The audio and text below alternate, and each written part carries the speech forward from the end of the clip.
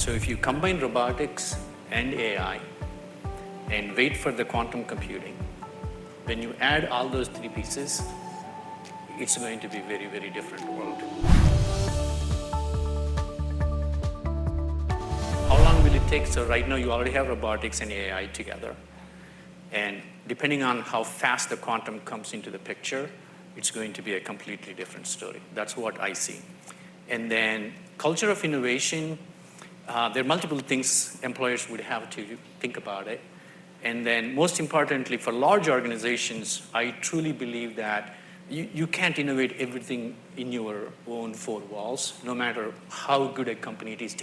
Every large company has an opportunity to be very clear about build, buy, partner in terms of how they want to bring products to the marketplace.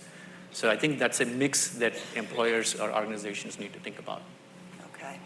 And Virginia, what's the top advice you would give to workers as they prepare for the changes they're going to face in the years to come?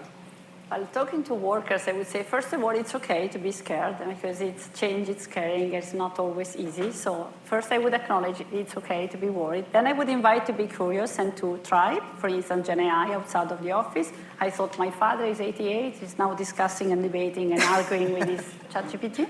And so because getting familiar with the technology would always be good. And then just a small reflection about how every industrial revolution has changed the world, but now we couldn't live without the internet. I personally couldn't live without a GPS. I would be lost all the time. And so I think everybody's life changed. And of course, when we look in 10 years, we won't be able to live without these assistants, the Gen AI assistants. So I would just encourage people to say in 10 years, when you look back, you would want to be part of it because we are building the future of work and it's exciting. So just get on board to the journey and see where it takes us.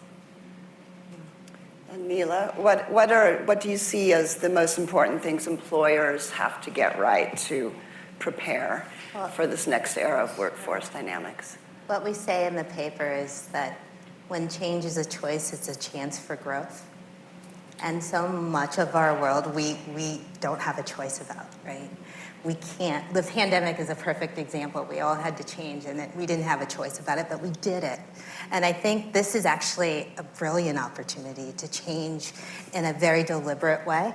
So my takeaway to employers is it's all about the same stuff you've been doing all along that engages your people. That hasn't changed. When you talk about change, you have to start with nurturing trust, engagement, your people. In a world of technology, soft skills matter more because soft skills aren't going to change. The way we interact with each other, our relationships, the trust we built, the fact that I can trust my manager, that my manager has my interests at heart, that my company believes in its people and its mission, that's not going to change. So as long as you can keep saying those messages and also match it with action, skills.